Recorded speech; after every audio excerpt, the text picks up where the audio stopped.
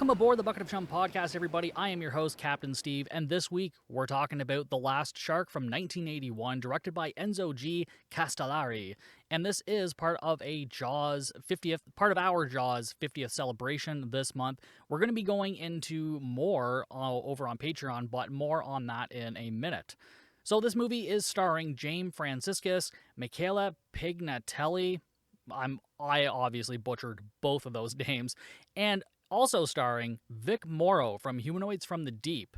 Let's just get right into the Letterboxd plot synopsis for this, and then we're going to do a little bit of trivia as well, because I want to start doing a little bit of trivia for especially the Jaws-related movies, because there is a bit to talk about. But first, the plot synopsis.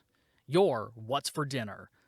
When a 35-foot great white shark begins to wreak havoc on a seaside town, the mayor, not wanting to endanger his gubernatorial campaign, I don't know what that, whatever, I don't know what that means, declines to act, so a local shark hunter and horror author band together to stop the beast. And stop me if you've heard this one before. This has an average rating of 2.4 stars on Letterboxd. Poster expectations, I've seen this movie before. I really didn't remember that much about it, or so I thought, but it's a beautiful poster. It is a 1980s hand-painted poster. We got like a shark attacking a helicopter, exploding, and then there's all kinds of shit going on here, right? But it's actually a really nice poster. I actually really think it's gorgeous. But before we get into much else, I do want to talk about what we're doing over on Patreon this month. This month we're going to be talking about Lobsteroids from 1989. This is also part of the Jaws 50th celebration. I don't want to give too much detail on this movie. If you want to go support the podcast, go to patreon.com/bucketofchum. You'll get access to that episode when it comes out, plus all past previous episodes that have been released. And each month we kind of do a new episode. You get exclusive posts. And if you can't afford to pay the monthly fee, that's okay. There's also a free tier on Patreon where I just do little silly trailer reviews and other random posts and stuff like that. So whatever you can do to help support the podcast, go to patreon.com/bucketofchum. Or if you're watching on YouTube, hit like, subscribe. And for you audio listeners, wherever you're listening, if you could leave a 5-star review or any star review and give the show a rating, whatever you want, I would greatly appreciate it. So let's get into a little bit of trivia right from IMDb about this movie. Shortly before the film's release, Universal Pictures sued the producers claiming it plagiarized Jaws, and the Australian distributors for breach of copyright regarding Peter Benchley's book, Jaws. Universal won an injunction and the film was pulled from theaters. Released in Spain as if it was the third part of Jaws, incredible, and only 2 years off from Jaws 3, so I don't know, they were a bit ahead of the ball on this one. But yeah, they tried to claim it was a part of the Jaws franchise, which obviously it is not. And then director Enzo G. Castellari thought about making a sequel, appropriately titled L'ultimo squalo 2, which is just The Last Shark 2 in Italian, I believe. It was never made because the mechanical shark was damaged after shooting this movie. So even, I guess, after being sued and everything, they still wanted to do a sequel to this, which is crazy. I appreciate the determination, but Jesus Christ, I don't know how they thought they were going to get away with doing a sequel if they couldn't get away with doing the first one. Insane. And despite starring in this ripoff of Steven Spielberg's Jaws, 1975, Vic Morrow would later go on to star in Spielberg's production of Twilight Zone, the movie, 1983. And in 1982, Morrow was unfortunately killed on the set from a helicopter crash. Very famous incident on the Twilight Zone movie. There's more about that there's a series on Shudder that kind of go into like cursed, I think it's called Cursed Films, and it's basically movies that have had like really shitty things happen behind the scenes, and Twilight Zone was one of those movies, very famous for having deaths in the movie, on the set of the movie, I should say. And so yeah, Morrow died in a helicopter crash on that movie. And so for another movie, Vic Morrow's lines had to be dubbed by another actor in the English language version of The Bronx Warriors from 1982, which I actually just realized I have on Blu-ray from Severin. But I mean, it's not surprising. I mean, this actually happens a lot. So whether he had died or not, they may have actually just gotten somebody else anyways. But yeah. So yeah, if you're watching The Bronx Warriors, you see Vic Morrow. That's not his voice. He had to be dubbed by somebody else because he was dead. And it's hard to do voiceovers when you're dead, I'm told. Continuing on with a little bit more trivia, Jaws 1975 was titled Tubarão in Brazil, so this film was released in Brazil as O Último Tubarão, and then hordes of teens who had grown up watching edited versions of the Roy Scheider flick on TV rushed to the theaters to watch what they thought was a part of the saga. And of course it's not, and this is why they got sued.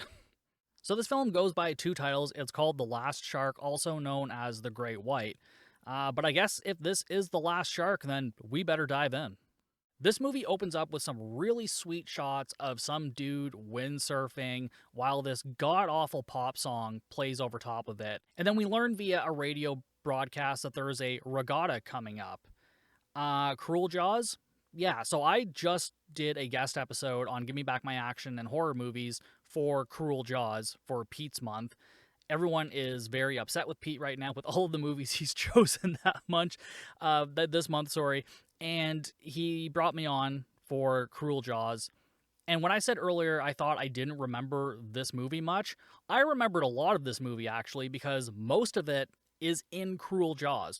Cruel Jaws lifts so much footage from this movie. They not only have the audacity to lift footage right from Jaws, but they just take a bunch of footage from this movie and then work it into their own plot points.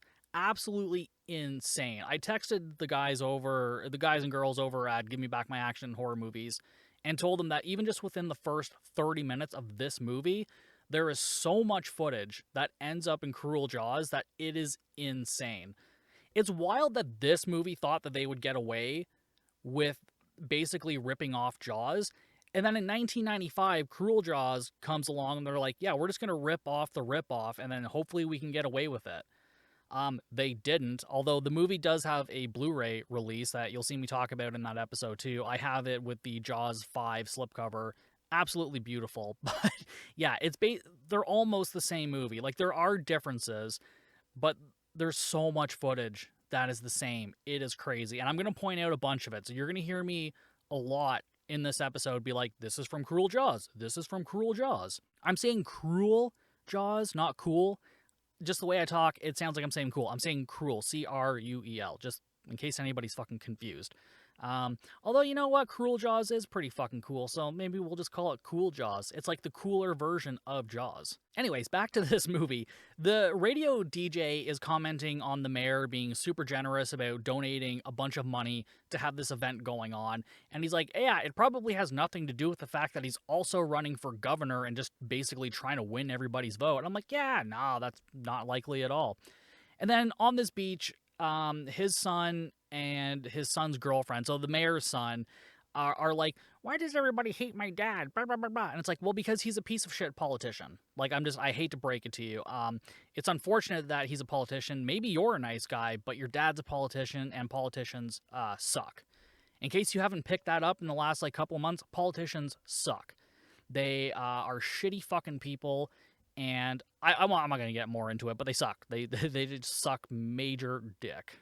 Then this dude that we've been following windsurfing finally gets attacked by the shark. And we don't really see much. We kind of just see a bunch of water spray up. So it's like they had an air cannon underwater to just shoot a bunch of water up. And then it kind of sends the or the surfer into the air too. And then I guess we just see a lot of splashing, so we just kind of have to assume what's happened here. It's like the beginning of Jaws, where you don't see much. There's a lot of splashing and whatnot, except imagine that done poorly. And then you have the opening to this movie. And then we go to Peter Benchley's house. Oh, no, wait, sorry. Oh, sorry, the character is Peter Benton. And he's a writer who's into sharks. And his name's Peter Benton. I mean, you could not make it any more obvious. Good God. And then we see his wife Gloria come in and she's making coffee and then reminds him about some meeting that they have going on. And then his daughter comes busting into the room with the mayor's son, and they're like, oh man, our friend Tommy, I don't remember his name, the guy who was windsurfing. He's like, yeah, he's gone missing. And so Peter goes and heads out on his boat to go and look for him. And then the wife, Gloria, ends up going to this meeting. And then the mayor's lackey asks, oh, well, why hasn't Peter showed up? And she's like, well, he has his reasons. And I'm like, yeah, he's looking for a missing person. That's a pretty good reason. I don't think you need to hide that. I think you can just say, like, yeah, he's out looking for a missing kid right now. But these people are like, oh, well, you know how writers are. They can't leave their inspiration. Fuck off. Get fucked. Fuck you. The politicians are really making me angry right now. Just saying. I see them in a movie too, and I'm done. I've fucking had it. Back out on the water, we see Vic Morrow, who is playing Ron Hammer. Fucking badass name. And he finds the windsurfing board that this dude was swimming on, and it has the most cartoonish shark bite taken out of it I have seen. I don't even think if an actual shark bit this board, it would look so outlined like this. Like, my God. And then he waves down Peter's boat. We go back with Gloria, and she's talking with the mayor and this other dude as to, like, why Peter isn't here.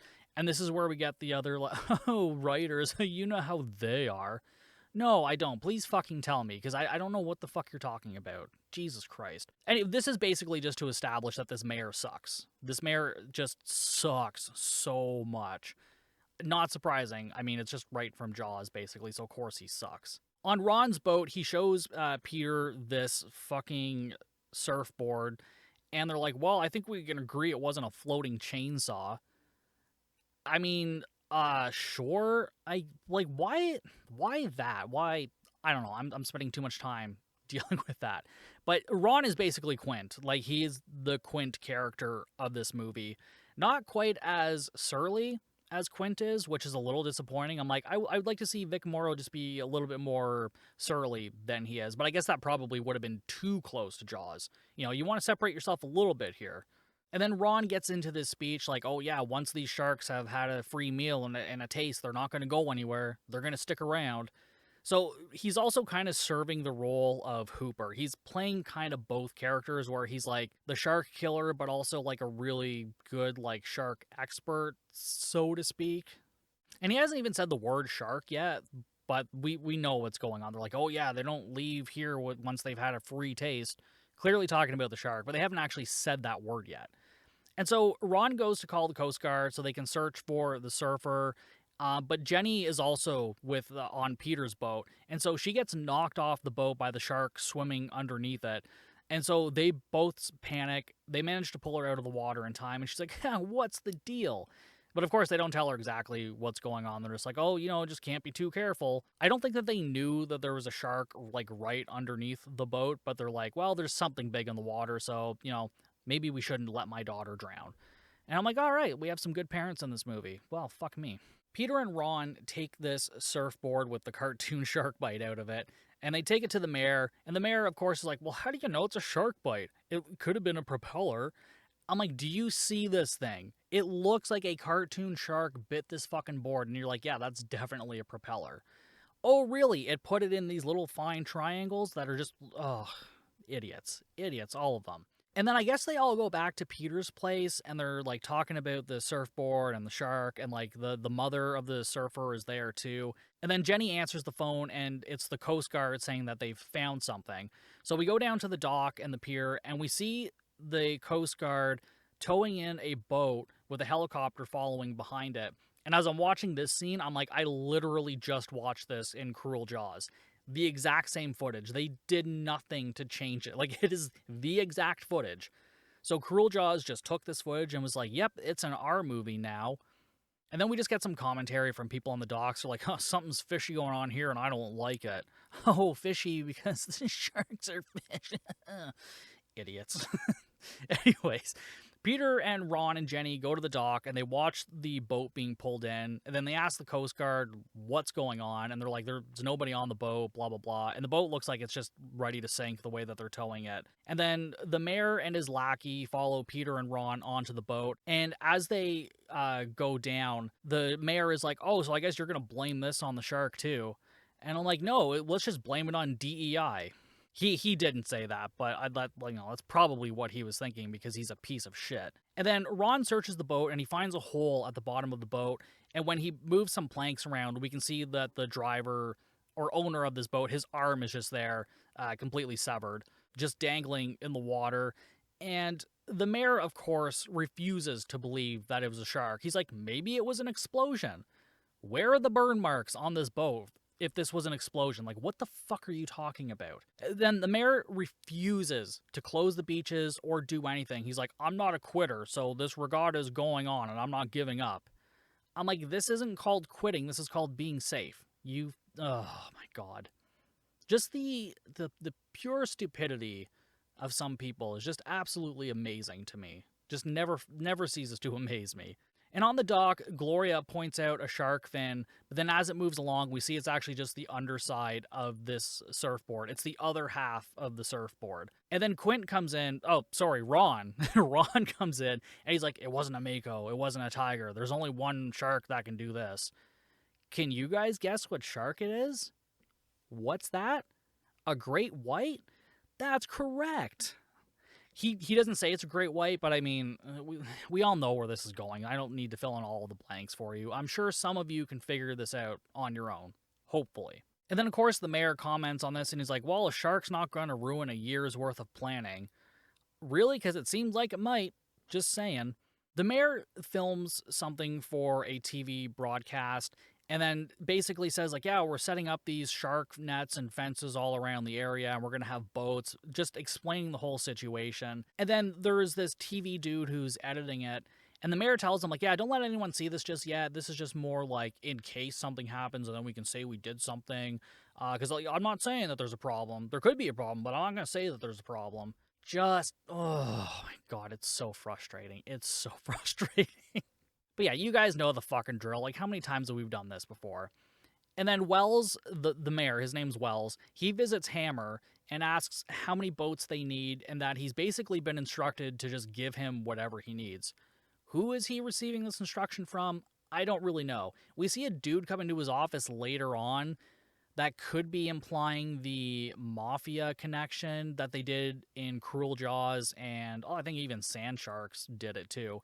It's a plot point from the original Jaws book where the mayor kept the beaches open because he owed money to the mafia, so he couldn't afford to lose the money. So yeah, this movie, sort of, not really, but Cruel Jaws goes right into that. So it's actually a little bit more faithful to the book than Jaws is, which is insane to say, considering it's just a big rip-off of that movie, but good lord. And I also just realized this guy's name is Ron, as in Ron Taylor, who shot the live-action shark footage for Jaws and Orca and a bunch of other shit.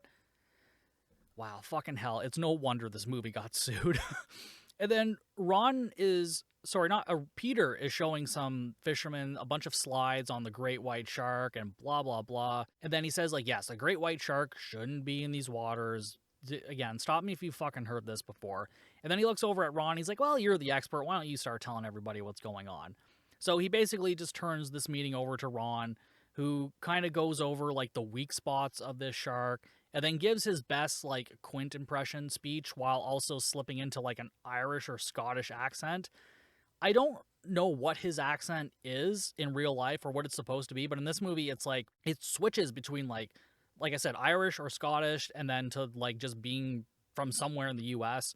I don't know what he was doing. I don't know what the choice was here, but, I mean, it is what it is. And then we go to a beach party, but we start off with this really bizarre shot. So we just see this couple kind of framed in this black frame, and we're like, what are we looking through right now?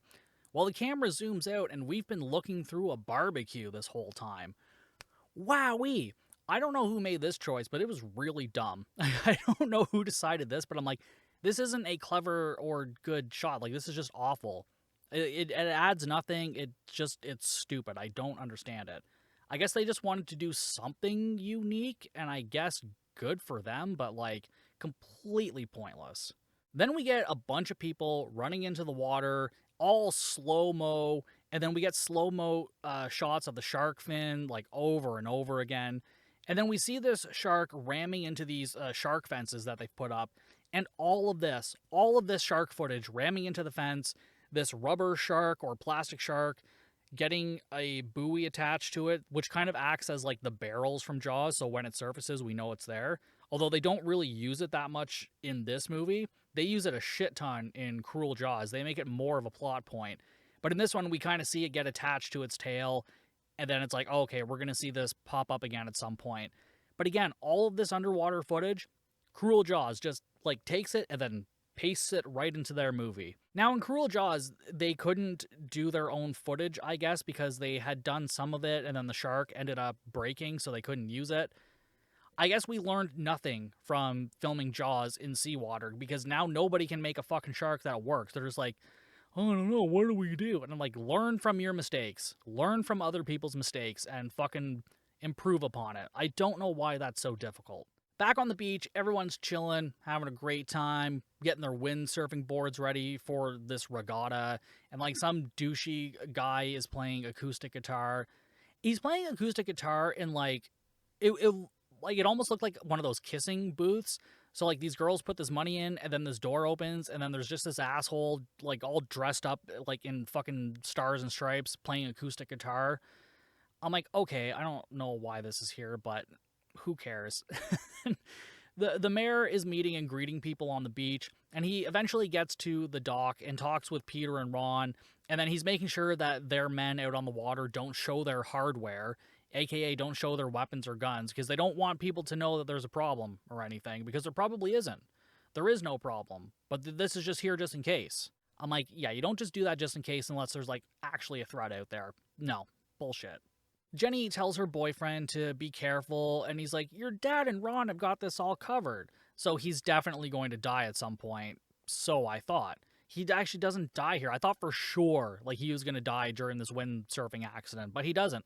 As a matter of fact, I think he might actually make it through to the end of the movie, spoiler alert, but I don't think that he actually dies in this movie, which is surprising. I thought for sure he would, because in Cruel Jaws, this more or less the same character, like the mayor's son, ends up dying during a similar scene later on in this movie, but we'll get to that later.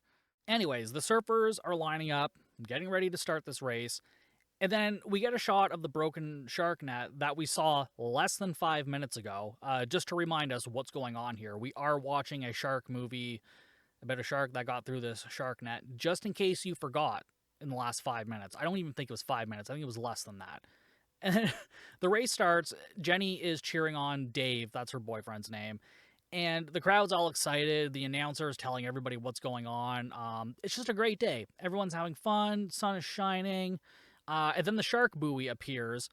And Ron sees the buoy swimming towards all these surfers. And so he yells at Peter to, like, get everybody out of the water. But then, of course, Peter takes the binoculars and looks for himself first. I'm like, just take his fucking word for it. He pointed at where it was.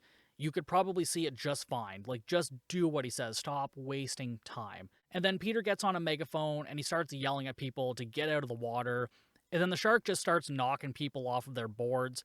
We don't really see much. We kind of just see these people falling off of their surfboards or their windsurfing boards. Yeah, so there's not really any gore. Or I guess we can assume some of these people die, but I feel like it's not made super clear. Which, like, there's a way to do this and make it look good and also kind of ominous at the same time, but they didn't do that. They didn't go for that.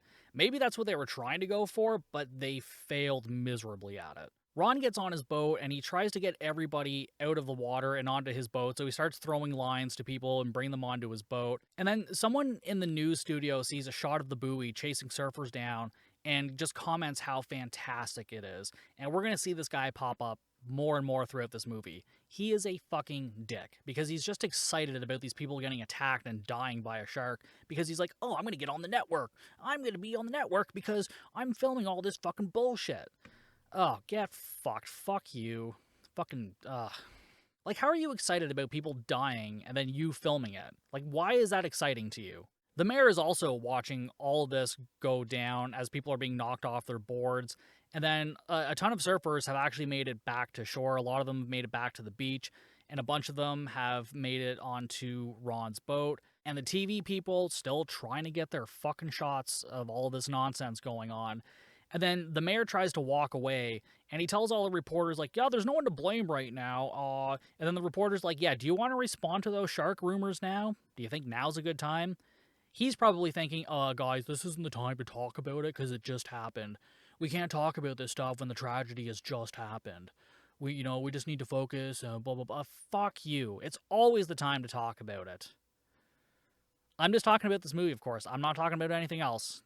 Nope. Just talking about this movie. Nothing in real life. But then Ron comes in and sort of defends the mayor, which is kind of shitty, because he comes in and he yells like, yeah, there were precautions taken, but not for a shark this big. There weren't precautions for a shark this big. And I'm like, you knew that there was a big shark out there. You knew this thing like you did. So I'm like, why, like, so is it your fault? Because why are you defending the mayor? Or are you saying like, yeah, we knew something was coming, but I don't know. It's not really super clear. I don't know why they're not putting more blame on this shitty fucking politician, but what do I know? And then out over by the docks, someone yells that the shark is coming back, and we see this buoy swimming towards the dock, and then the buoy ends up hitting the dock and then just comes to a dead stop. And then that's all we get of that. We just cut to the next scene after that. I'm like, okay, could we not have had like a moment where it's like, oh, we think the shark's coming, and then it doesn't? Much like the scene in Jaws where the two assholes throw the wife's roast into the water, and then we see the dock start swimming back, and it's like, oh my god, it's almost here, but then it's like, oh, it's not. It's not. The shark isn't here. Yeah, we don't do that. We're just like, it's not here, bam, next scene. So we just go to Peter, Gloria, and Ron on a boat, hunting for the shark now. So false alarm on that buoy, whatever. And then in Wells' office, he's getting shit on by someone. Not literally. Someone's yelling at him. And he finally admits that, okay, maybe I didn't do the right thing, but someone is now, so it's fine. Yeah, it's fine. You made a mistake. Yeah, just a small fucking mistake. Nothing to worry about here. It's not like people died or anything, right? Yeah, no, it's fine. And this dude talking to him, again, have no idea who this man is. They probably said it. It probably doesn't matter. And I probably don't care. Yeah, I'm going to go with that. So he's saying that, like, you need to be responsible for this shark, and, like, right now. You don't have a week to do it. You got to get this done now. And then he just ends up leaving the office. And Wells' son is there, and he's like, don't worry, son. We'll survive this. We always do. Okay. Back out on Ron's boat, they start, like, arming up. They get their guns ready. They're getting in scuba gear. Yeah, they get dynamite, all of that nonsense. And then as they continue to get ready, they just talk about, like, how big this shark really is. And then we see Wells' son is taking his father's boat to go and kill the shark, just like Cruel Jaws. Different actors, but this scene of the son and friends and girlfriend is basically the same thing. They're like, yeah, we're going to go out, and then they make a pact to not come back until this shark is killed. And then even Jenny comes up and is like, oh, I found this. I don't know if it'll be useful. And it's a 12-gauge shotgun. And I'm like, well, it might be a little useful. I'm like, I don't know how useful, but I mean, it's kind of better than not having anything. But I feel like these people don't know that you need to be a little bit close range to do any damage if you're going to shoot at a shark, because as soon as you shoot at the water, it's going to fucking disperse the pellets, number one. And two, the water just slows the bullets down as soon as they hit it. People keep trying to shoot at shit through the water, and I'm like, it just doesn't fucking work like that. It's called physics. Like, good God, people. But yeah, they're going to make the same goddamn mistake, but they're like, oh, we got this 12-gauge shotgun, so everything's going to be fine. So we go back to Ron's boat, and Ron is in the water. Peter dives in shortly after they've just checked, like, their radios are working and all of that. And then Gloria has lowered some microphone into the water, or maybe it's supposed to be like a sonar thing. I don't really know. And then at the harbor master asks Wells' son if his dad knows he's taking the boat out. And again, this fucking scene just right from Cruel Jaws. Different actors. It's not the same footage, but, like, they just took this script and was like, yep, this is our movie now, and you can't do anything about it. Which, granted, they probably couldn't, but Cruel Jaws did still get sued by Universal, so they couldn't release. I'm talking about these movies as if they're people, like I'm fucking Homer Simpson. Dear Die Hard. We go back to the TV guys, and they're editing all this footage of the shark attacking people, and they're just getting hard watching people die, saying, like, they need to get on network TV, blah, blah, blah. Again, with all this fucking nonsense, like, just douchebags. Ron and Peter dive into this cave, footage that they also use in Cruel Jaws. Like, this footage that they use is the very beginning of Cruel Jaws. So they then, for some reason, radio to Gloria that they need to head to shore, and she asks why. So we just cut from that, and we go to Wells's boat, and they've got some meat ready to use as bait. They load their shotgun up, and then we go back to Ron and Peter, and they meet the shark at the opening of this cave that they're in. And then Peter tries to shoot it in the mouth with a spear gun, but it just doesn't work. And the shark starts knocking all of these rocks down to basically trap them in this cave. Again, all of this is used in Cruel Jaws. And some of these shots of the shark while it's underwater, you know those like things that you put in, those toys you put in water to make them bigger? That's basically what this shark looks like. I can't remember who it was. I think it might have been Charlie on Give Me Back My Action and Horror Movies who described that. And I'm like, that is the perfect description for what this thing looks like. It just looks like this rubber thing. It's awful looking. I love it. Don't get me wrong. I fucking love it. But it looks terrible. And then during all this chaos, they somehow end up using explosives to break themselves free from this cave. And then during this, like, Ron's air supply is cut, and Gloria radios in that they only have 3 minutes of air left. And again, that line at a part of this scene was used in Cruel Jaws, where they're like, yeah, you only have like 2 minutes of air left. I don't know why Cruel Jaws needed to do it, because in that scene it makes kind of even less sense, but whatever. Ron and Peter eventually surface and return to the boat, and then after Ron comes to, he asks if they got it, but Peter's like, no, we didn't get it. As if like Ron's supposed to know that. I think he's been knocked out, or maybe wasn't breathing. I think maybe they did some CPR on him, but I mean, either way, there's no reason to really be mad at Ron right now. Back on the mayor's boat, his son and their friends are chumming the water, and Jenny's there too, Peter's daughter. So Peter's daughter is Jenny. She's dating Ron's no, sorry, not Ron. Wells's son, the mayor's son. Jenny is dating the mayor's son. That's what I'm trying to fucking say. And then back on shore, Peter, Ron, and Gloria return, and all the townspeople are basically waiting there for them, and they talk to them and tell them what they saw. And then Wells shows up, and Peter's like, well, when did you get back? I just saw your boat out there. And then through this conversation, we learn that Wells had no idea that his son was going out there to do this. So they all jump into a helicopter to try and go and find them. On Wells's boat, they spot the shark, and they try to get it to come close to the boat, and then they start shooting at its fin. And it's just it's a practical shark fin. It's not stock footage. They actually had some sort of fin that they were using. Maybe it was a part of the big mechanical shark that they do use at points in this movie. It doesn't look half bad. I mean, for 1981, it's perfectly fine, especially in 1981, Italian, Spanish, whatever kind of production this movie is. And then the shark hits the bottom of the boat, and it hits the propellers, and it's jamming the throttle. So they're trying to drive this boat away, but the propellers are stuck on the shark, I guess. So they decide to lower the bait. How is that going to help, you ask? It's not. It's really not. The shark then just breaches the water, and this is where we get like this half plastic shark looking thing, and like it's mixed in with stock footage. So we have the shark mixed in with real shark footage, and they just keep pulling on this pole that has the bait on it, and the shark eats it. And I don't know what their plan was here, to just use the bait to feed it, because nobody grabs a gun, nobody grabs a spear, nothing. They're all just holding on to this pole. And I'm like, listen, I love holding on to my pole too, but like there's usually a purpose for it. This, I don't know what they're doing. And so Jenny ends up getting knocked off the boat. She goes into the water, and they try to pull her up, but the shark ends up biting her just as Wells' helicopter is approached. We then just hard cut to them in an ambulance, and so Peter is riding in the ambulance with Jenny, and they wheel her into the hospital. And then he goes right up to the nurse at the reception desk, and he's like, yeah, do you know when we'll hear anything? And she's like, yeah, no, I don't know when we're going to hear anything, because you literally just came into the fucking hospital. Like, how is she supposed to know this? How is this poor nurse supposed to know when you're going to find out something? The doctors probably haven't even looked at her yet. They're like, I don't know what we're going to do. She's missing a fucking leg. I mean, let's sew that up, and then we'll get back to you. And Wells comes up to Peter and apologizes. And now this is where it kind of differs from Cruel Jaws and just regular Jaws. Because Peter doesn't blame him. He says, like, it wasn't your fault. Like, you didn't know the kids were going to go take your boat out.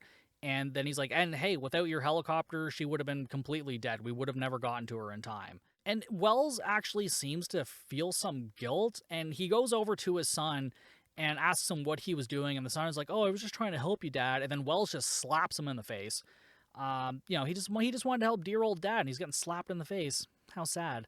I mean, he did almost get his girlfriend killed. So I mean, he had that slap coming. And like I said, he doesn't die. He's perfectly fine. Later on, a nurse or doctor comes in and tells Peter and Gloria that Jenny's awake, but she doesn't know that she's missing her leg yet because she's still kind of like under the anesthesia or whatever. And so Peter tells Gloria that they don't need to tell her yet. And then Peter goes in to visit Jenny, but Gloria doesn't. She just kind of sits in the hallway crying as Ron watches her cry.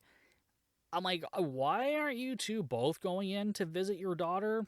I don't know. It seems like Gloria might be a terrible fucking mother. Peter visits her while she's sleeping, and he's like reminiscing about her childhood, talking about her learning to ride a bike. And I guess he's trying to use this as like motivation for her. He's like, yeah, you're gonna, walk out of this hospital. You're gonna walk out with a grin on your face. And I'm like, unless you get her a prosthetic leg, she's not walking anywhere. And if she leaves this hospital, she's leaving in a wheelchair. And I'm pretty sure that's just like procedure where it's like, yeah, no, you have to leave in a wheelchair. You want to fucking walk after that? That's on you. And she slowly kind of starts to come to, but she's really just having a nightmare about the shark. And she's like, kill it, daddy, kill it. Maybe not quite as sexual as that, but that's what she says. She wants her daddy to kill it. And then Wells goes up in his chopper with this big case. I don't know what it is. We see this later on, and I feel like I still don't know what exactly happens here. I don't know what's important about this case because they also just have a cooler with them, which just has meat that they're using for bait. But then we kind of see, I think we see this case come up a bit later on when Peter goes out to find them.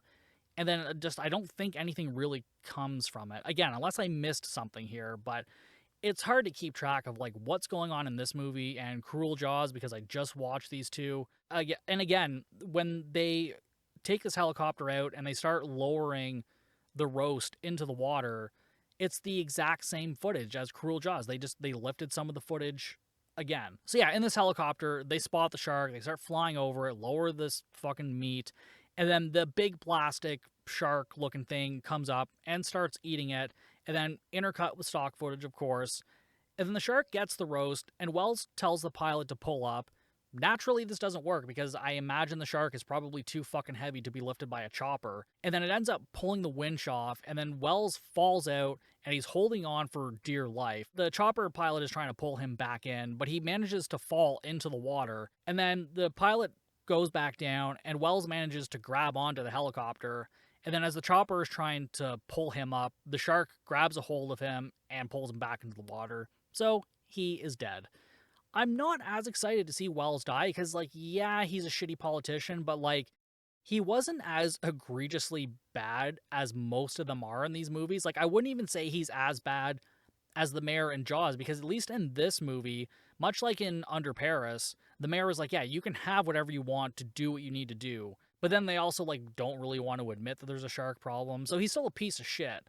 But I would have rather seen, like, some other people die, maybe. But it's fine. And after Wells dies, the helicopter pilot is still flying super close to the water for some reason. And then the shark ends up pulling this helicopter down into the water. And yeah, he's dead. And again, I'm having fucking deja vu because this helicopter footage of the big shark pulling the helicopter down right from Cruel Jaws. Or I should say, this movie just ended up being in Cruel Jaws.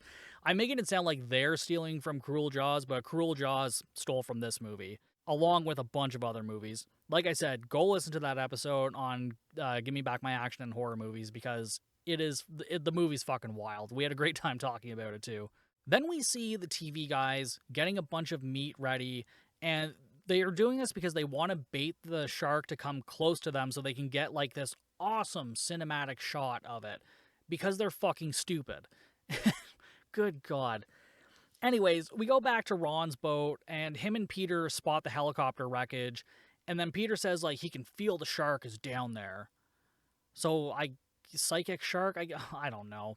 And then we go back to the TV crew at the dock, and they tie this piece of meat up to a post on one of the piers or dock or whatever. And yeah, I'm sure that's going to be fine. And they're all excited because this is going to get them on network TV, right? Very excited to get on network TV with these assholes. And then we go back with Ron and Peter. Peter insists that, like, he gets the shark. It's his shark. But Ron says, like, he's the expert and there's no need to put them both in danger. So Peter just kind of reluctantly agrees to stay on the boat because Ron's like, yeah, if shit goes sideways down there, I need you on the boat because I don't trust anybody else. I'm like, well, you know what? That's really sweet. I mean, that's a really sweet moment between you two. I'm real happy for both of you. Ron suits up in scuba gear and he dives down into the water, and they're still near this helicopter crash site. And then Peter gets a gun ready on board as Ron swims below. And then he's kind of surveying what I'm assuming is the helicopter wreckage. It was really hard to see because the copy that I watched is very pixelated.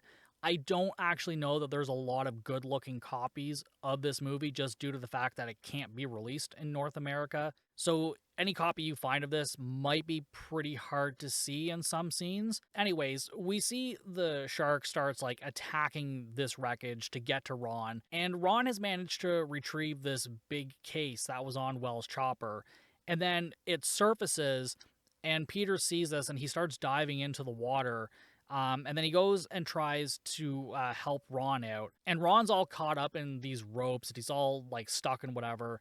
And then just as Peter is trying to untangle him, the shark swims off with the rope, just dragging Ron along. Peter surfaces, gets out of the water. We go back to the TV crew, and some dude shows up, and I guess he's been hired to kill this shark because he's talking to this main guy who wants to be a reporter, I guess. And he says that, like, they want a close-up shot of the shark being killed. And then people have started to gather around this pier where they're going to do this, probably because they don't have any knowledge of what nonsense is about to go down. We see Peter heading back to shore as this is going on. We get some music very reminiscent of the Jaws theme while this happens. Probably one of the other reasons they were sued. There's a couple of beats that are just very similar to the Jaws theme song. We see this rubber shark swim through the shark net again, the same footage, and then it heads for the pier and the dock, and it goes right for the bait. And then it pulls on the bait, and it ends up pulling this dock away from the pier, or it pulls a piece of the pier and turns it into a floating dock. And there's a bunch of people still on here. And the camera crew, like this one dude is like, yeah, keep shooting. If you get good footage, I'll buy you a lobster dinner. What the fuck, dude? There's literally people about to die and you're like getting hard as hell. Like, my God. And the dude that they brought in to kill this shark is on this piece of dock that's now floating out to sea, and he's dropped his gun. So he is completely useless. And then one of the TV guys radios the guy in charge. There's a cameraman on this dock, and he radios and he's like, yeah, you need to call the Coast Guard to get help. And the dude at the like TV van or whatever is like, oh, yeah, I'll get right on that. He doesn't notify the Coast Guard. He doesn't do fucking jack shit because he is a piece of shit. And the people on the dock try to decide what to do. And this plastic shark breaches right next to it and then just starts tearing this dock apart. And again, they use a lot of this footage in Cruel Jaws as well. I could not believe how much, as I said earlier, I can't believe how much they used from this movie because I saw a lot of footage from Jaws and Jaws 2 and even a little bit from Jaws 3 in Cruel Jaws. But oh my God, I didn't realize that they basically just based their movie off of this movie. Which, again, makes it even more insane. How did they think they were going to get away with this? Like, what was the thought process there? I don't understand. Anyways, this shark eventually breaches through the middle of this dock, and it causes a bunch of people to fall into the water. And as they're trying to help one of them back onto the dock, and they pull him up, his whole lower half of his body is missing.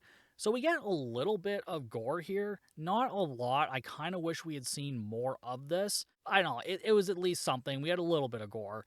And then one of the women on this dock just starts screaming. And it was just, I don't know, this scream was just really loud and obnoxious and annoying. It may have been Gloria. I wasn't 100% sure because, again, some of this footage is pretty pixelated or just a really bad transfer. But the shark breaches again and continues to fuck this floating dock up. And now everyone's in the water. This shark going in and out of the water is very clearly a mechanical thing going up and down. Because, like, when it goes back down into the water, we just see, like, all the bubbles from, like, all the air being trapped inside bubbling up too. Again, it looks pretty bad, but at the same time, my God, is it entertaining. And I love how bad it looks in some of these shots. It is fantastic. But everyone ends up swimming back to this dock, except for maybe one or two people who end up getting eaten. Again, we don't really see a whole lot. And then Peter arrives and gets everybody onto his boat. So he jumps onto the dock and helps everybody get onto his boat. But then as he's about to get back onto his boat, the shark ends up pushing this dock out. So he's on there by himself now. And the shark breaches, and then Peter shoves like this big piece of lumber into the shark's mouth. Just big piece of wood, not his penis, just a big piece of wood. Peter grabs Ron, who has somehow floated next to the floating dock. Again, I know the shark kind of like dragged the rope with Ron's body attached, but I'm like, why didn't the shark already eat Ron? It doesn't really make a whole lot of sense, because he tries to pull Ron up onto the dock, and then this shark comes up and then just fucking eats Ron. And again, this exact footage is in Cruel Jaws. My God. But before the shark eats Ron, I guess somehow Peter manages to set the explosives, and Ron explodes the shark, basically. So the shark eats Ron, and then the shark just blows up, which I will say is a much more definitive answer and reason than Cruel Jaws, because in Cruel Jaws, the shark blows up for a sort of unknown reasons, because it shouldn't be anywhere near the explosion, but still somehow blows up from the inside, because they just use this footage of the shark blowing up. And then they cut to, I think, the footage of the shark blowing up in Jaws. In Cruel Jaws, not in this movie. In this movie, it blows up, and it's like, yay, we're all fine. Everyone's happy now. Peter has returned back to the docks. The TV guy tries to get an interview with him, and then Peter just punches the dude in the face. He's not having any of it. And I'm like, yes, good for you. Fuck this guy. And so him and Gloria walk away. They get into their car, and they drive off as credits roll. That's the end of the fucking movie. Like, oh, fuck me. Again, I did not realize how much Cruel Jaws stole from this movie. Like, it is amazing. But yeah, they used way more than I ever could have realized. As far as poster expectations go, I mean, you sort of get what you expect from this movie. It's a 1981 movie, so of course we're not going to see a whole lot of good shark effects, but we do see some, and we do get that stock footage mixed in, so it's very entertaining. And I guess at the end of the day, everything that happens on the poster does happen in the movie. So poster expectations, I would say, reached, because this is all I would expect from an Italian ripoff of Jaws. I don't expect really much more. Actually, I would have expected a little bit more gore. I would have liked to have seen more of that. But otherwise, it's basically what I expected. And I watched this on the Daily Jaws YouTube channel. So they're a website, YouTube channel. They have a Facebook page, and just dedicated to like Jaws and shark movies in general, but mostly it's just a celebration of Jaws. So make sure you go and give them a follow. And if you want to watch this movie, like I said, right on their YouTube channel, I'll try to put the link down below. And I imagine they could just put this on their YouTube channel without much incidence, because the movie can't be released in North America. So I think there's not much consequence for them to actually upload this. Overall, this movie did have quite a bit of practical shark effects, which I love here. The blatant ripoff and story points from Jaws is amazing. Again, how they thought they were going to get away with this, I don't know. I guess it's 1981. I guess, there was more opportunity for them to do this. That being said, I loved every second of this. The writing is bad. The acting is questionable. Some of the effects also very questionable. But my God, it's a blast. It's so much fun. I don't know that I get as much of a kick out of this movie as I do for Cruel Jaws, just because of how much more ridiculous Cruel Jaws is, and just how much more footage and music and dialogue it lifts from so many other movies. Like, it is insane. Like I said, go listen to that episode, because I don't know if I'm going to do it on the show yet, because it's basically just this movie, and like we had a good conversation about it. So again, make sure you go and check that episode out. All that being said, I'm still going to give this 3 stars. It's fun, it's silly, and it's just really a unique piece of movie history to me. And the fact that it can't even be released in North America is just insane. Understandable, don't get me wrong, but still insane. The fact that we got Cruel Jaws on Blu-ray before we ever got The Last Shark or Great White on Blu-ray is, I don't know. I hope somebody can work out the rights issues with this, because I would love to see a cleaned up copy of this. I think that would be fantastic. But that is it for The Last Shark, aka Great White, from 1981. I have been your host, Captain Steve, and you know you can follow me on all of the social medias. That's TikTok, Slasher, Instagram, Facebook, all at Bucket of Chum Podcast. And if you want to support the podcast, patreon.com/Bucket of Chum. And please leave a review, like, all of that stuff. And I'll see you guys next week for even more Bucket of Chum.